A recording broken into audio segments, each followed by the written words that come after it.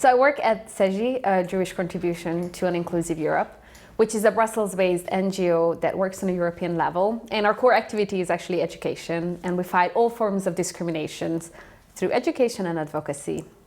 And we also run the Facing Facts project series that specifies on hate crimes and hate speech.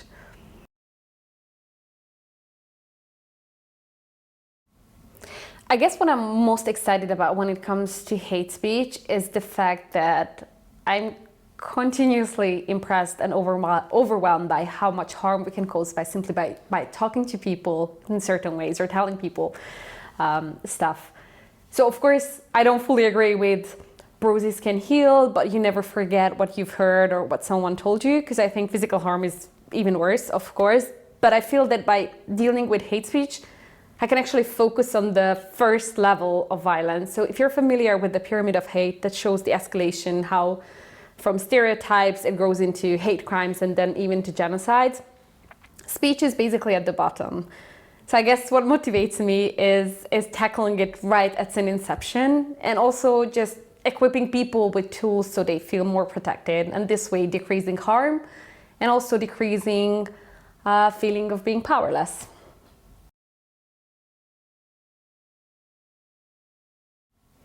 Well, I've been inclined towards the topic for a long time, and reading about genocides and different forms of discriminations and hate in different forms. Also, I wrote back at university my dissertation on ageism in the media. But when I got to CEGI 3 years ago, I started working as a communication officer and then got hooked on the hate speech part and ended up developing the hate speech course for Facing Facts for a project series. And ever since, hate speech took over my daily responsibilities, basically. So there's a bit of communication these days and a lot of hate speech that I deal with.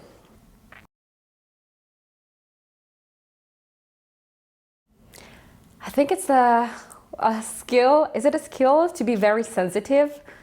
And we also talk about that in the course, how your personal triggers can actually be a source of motivation. And I think that's what really motivates me, and what I find really useful is empathy, that I can resonate to a lot of harm and pain that is out there, and that motivates me to go on and work on this topic on a daily basis.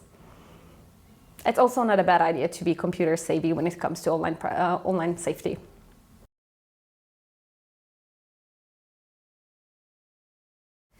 I think so far, apart from this course, is the Facing Facts course on hate speech, which is more for civil society organizations and individual activists, but it's a 6 hours long course as well that I've worked on for almost a year, and brings together all the materials that are out there in hate speech. And now it's been translated to German, Italian, also adapted to French. And by translation, I mean adaptation, so local text studies and local case studies, so that you don't miss out on the language nuances. So I think I feel that has been my baby, and it's been growing, and I'm very happy to see that.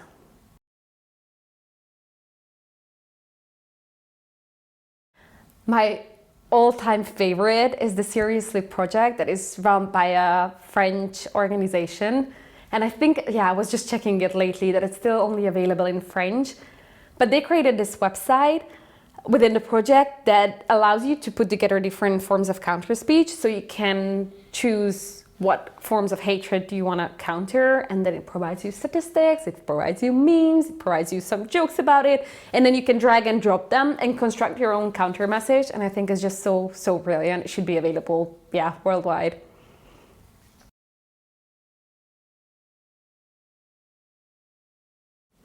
What excites me and makes me very happy is that there is much more recognition of hate speech than before. It's much more on the agenda. There is more awareness about it, both from social media companies and legislators and society at large.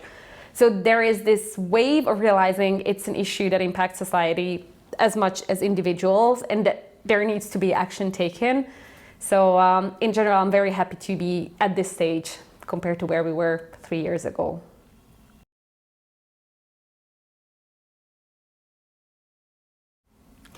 My advice to anyone who's coming across hate speech is to don't react instantly in general, and be prepared. And that also includes securing your accounts and protecting your privacy, and also in terms of reading a bit more about how you can take the best form of action, but do not react instantly. And do not try to win the argument, only try to convince the person, and don't be a harasser yourself, as hard as it can be sometimes.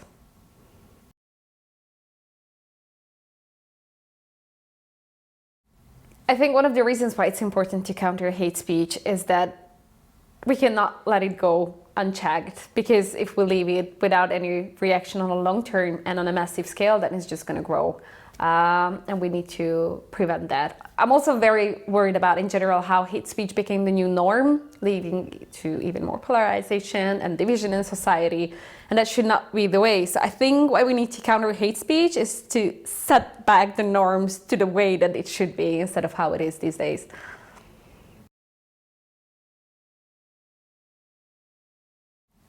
I feel like I'm echoing our director when I say that we have great cause for hope, but also for concern. Because on one hand, even with discourse, or also with discourse, my hope is that we'll have a lot more journalists who really feel equipped that they can take action. And it's so important that individuals and also communities don't feel powerless. On the other hand, with everything that's happening online, including deepfakes and how they're being used to target journalists, I think that's very, very concerning, to say the least. So there is still much work to do, and I hope there will be an opportunity to continue to work together, because we need each other to work together on this topic in order to, well, solve it as much as possible.